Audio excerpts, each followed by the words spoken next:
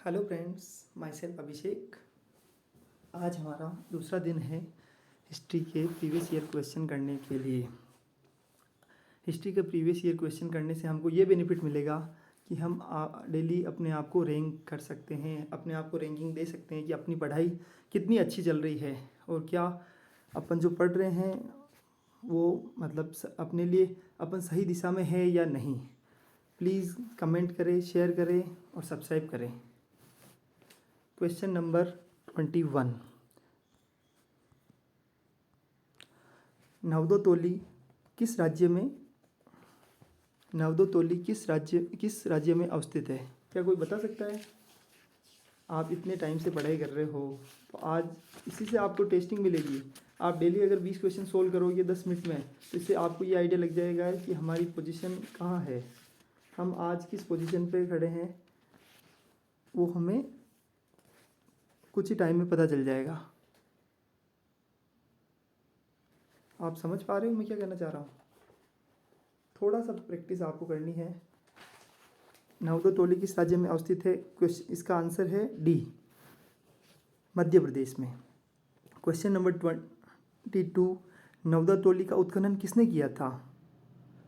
नवदोतोली का उत्खनन किसने किया था? इसका ऑप्शन है के.डी. वाजपेयी ने, वी.एस. वांकड़कर ने, एस.डी. साकलिया ने, मार्टिमम हिलर ने। तो क्वेश्चन नंबर 22 का आंसर है सी, एस.डी. साकलिया ने। उसके बाद क्वेश्चन नंबर 23 है महापाषाण संस्कृति संबंधित है। महापाषाण संस्कृति तांबे से, कांस्य से, पीतल से, लोहे से। इसका क्या आप आंसर बता सकते हो? इसका आंसर है लोहे से। Question number 24।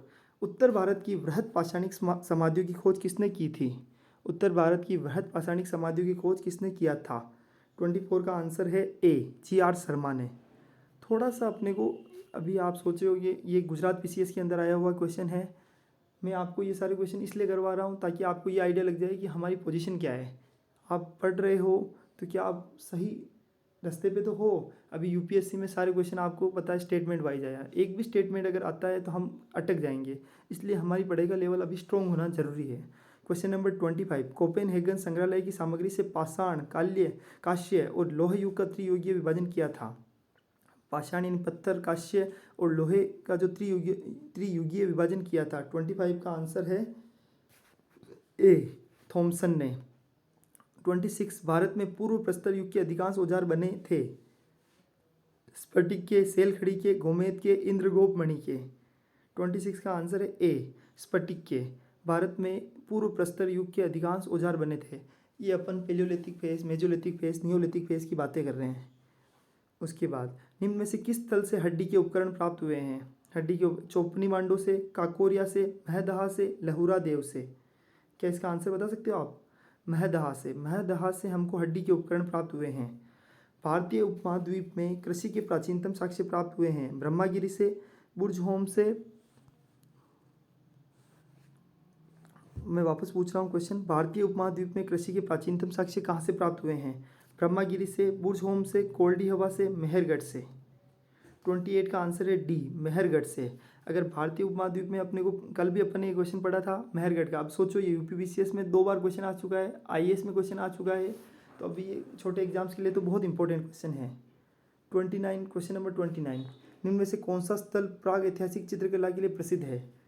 क्वेश्चन नंबर 29 का आंसर मतलब ऑप्शन है अजंता, भीमबेटका, बाग, अमरावती।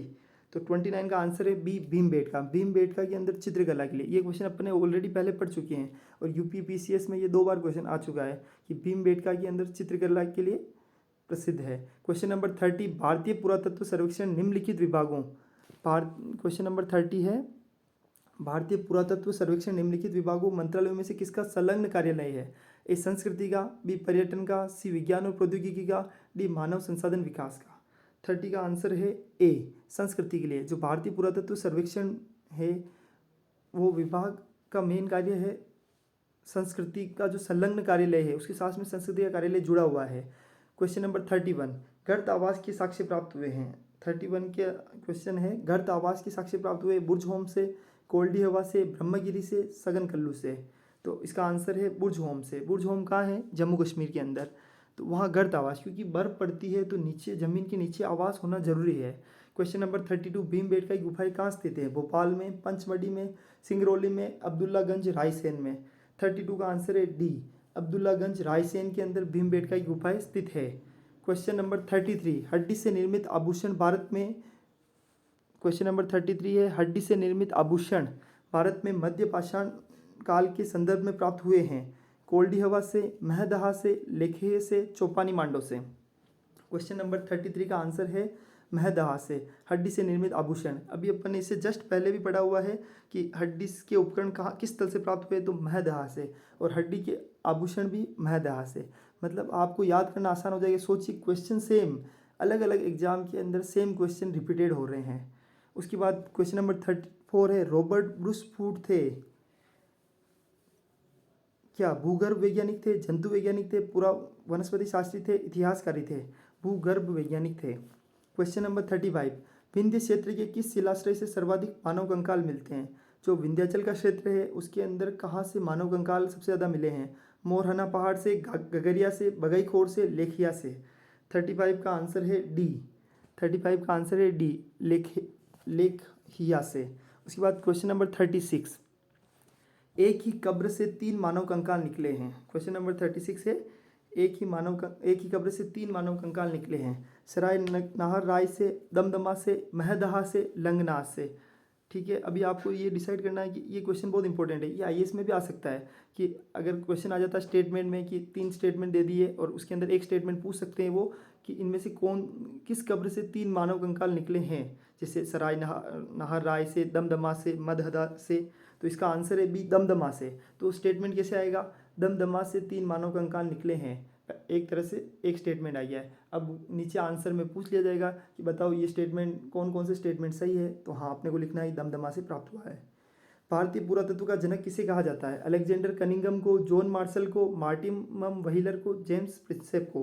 क्वेश्चन 37 का आंसर है अलेक्जेंडर कनिंघम को। भारतीय पुरातत्व का जनक कौन है? Alexander Cunningham. मैं आपको क्वेश्चन पूछ रहा हूँ और आपको तुरंत आंसर आना चाहिए, तभी मजा आएगा।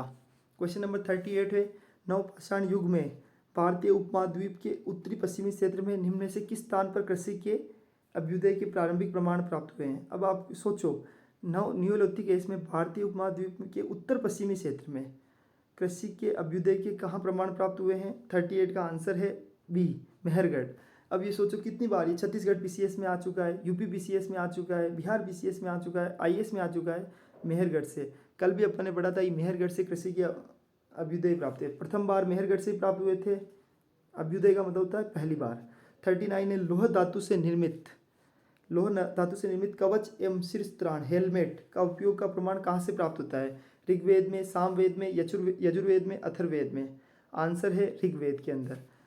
आपको ये आंसर आना चाहिए, ऋग्वेद के अंदर लौह धातु से निर्मित हेलमेट और कवच मिलते थे, क्योंकि उस समय भी ऋग्वेद के टाइम पे भी युद्ध हुआ था आर्य और अनार्य के बीच में।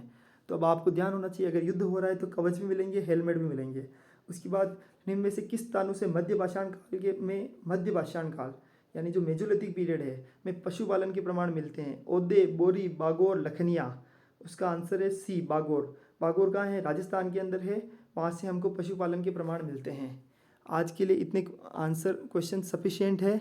मैं आपको ये सारी चीज़ें इसलिए बता रहा हूँ ताकि आप डेली प्रैक्टिस कर सको। अगर आप बोलोगे कि उससे ज़्यादा क्वेश्चन करने हैं तो भी we can solve it, but इसके लिए आप प्लीज़ कमेंट करें, सब्सक्राइब करें, शेयर करें। कुछ कमी हो तो आप बताइए। ये न्यू इनिशिएटिव है और इसको अगर आप डेली बेसिस पर कंप्लीट करते हैं 20 क्वेश्चन, तो आपको ये आइडिया लग जाएगा कि आपकी रैंकिंग कहाँ है। अगर आप यूपीपीसीएस का एग्ज़ाम भी दे रहे हैं और अगर डेली आप 20 क्वेश्चन देख रहे हैं तो इससे आपको ये ध्यान पड़ जाएगा कि अभी मुझे और मेहनत की ज़रूरत है।